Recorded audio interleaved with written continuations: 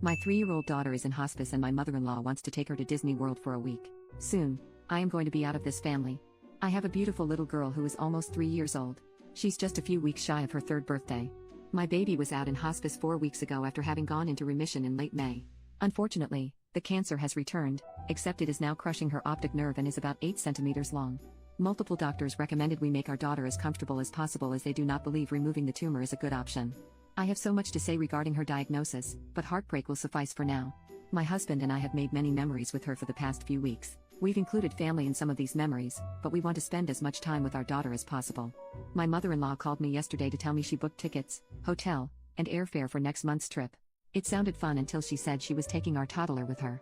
Just her, my daughter, and her husband. She did not invite my husband and I. My daughter isn't even 3 yet. She has never stayed overnight anywhere, and her mother-in-law wants to take her for one entire week alone across the country. I suggested that my husband and I both go that way so our daughter is comfortable and, for God's sake, in the event she dies, she can't be gone for a week. Her nurses are here. Her care is here. I suggested that we all go for a shorter amount of time. I came up with various suggestions, all of which were turned down. I should add that if my daughter was not in hospice, I still would not be comfortable with our toddler being across the country for a week alone without her parents. My child being in hospice adds another layer of complexity to the situation. I told my mother-in-law that her decisions alone without consulting us were a solid no. She called me a few names and hung up on me. She then called my husband and called me a few names and suggested she would fight for rights before my daughter died. I'm already grieving. My husband said we should acquiesce to his mother's trip to avoid drama, even though he agrees that our daughter is too young. But I want to spend time with her before the cancer takes her, she's too little, etc. I said no for various reasons, not just to say no. Mother-in-law is grieving. I have suggested to her various times that she seeks someone else to grieve to/vent to because she often believes and acts like our grief is the same and that she's going to have a mother's broken heart. My therapist has also told me that her and I are not in the same circle of grief. Even my own mother doesn't act like that.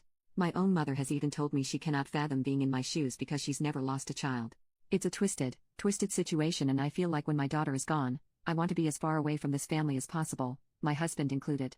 She has repeatedly said that no one is going to miss her baby as much as she is.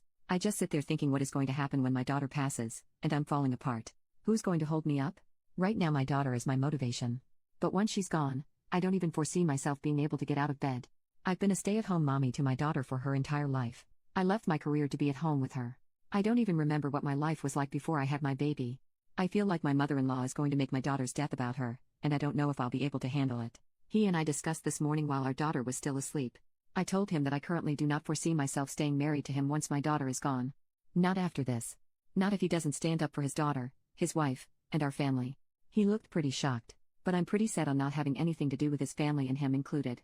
I thought he and I were a team, but he's been spineless with his mom most of our marriage, and I'm usually the one who is setting boundaries. I think my daughter having cancer and being in hospice is what broke the camel's back. Edit. I am close to my family, specifically my mom and aunt. They know the wishes I have for my daughter.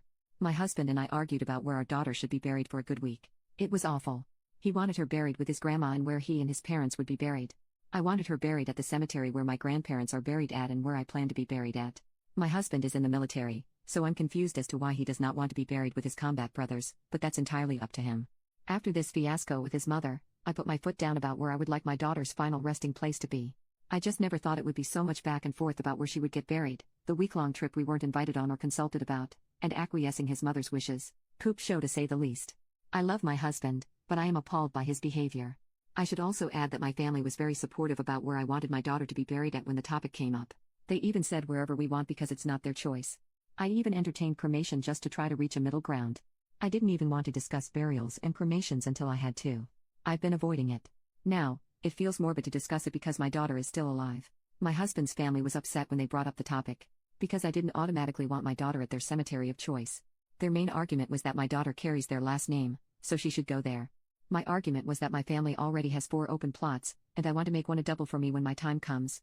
I'm even exhausted writing this. Because this is my life, and it shouldn't be. We should be a team. United in grief. Now, I feel like all I have is my baby and my family to hold me up. Final edit. My daughter has begun slowly deteriorating, and it's become very overwhelming. My husband now realizes that this time is precious. We are on borrowed time, and our time, mom and dad, is the most critical. We've had 2 sessions of grief counseling/couples counseling while my daughter sleeps. Our therapist has helped us both understand how borrowed our time is and how this time truly is for us. Everyone else is secondary. Not to say that extended family isn't necessary. They are, but there is a lot of extended family. A lot.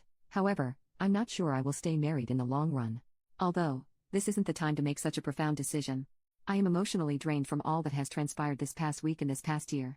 You truly see people's true colors when poop hits the fan. An example of this is on my phone.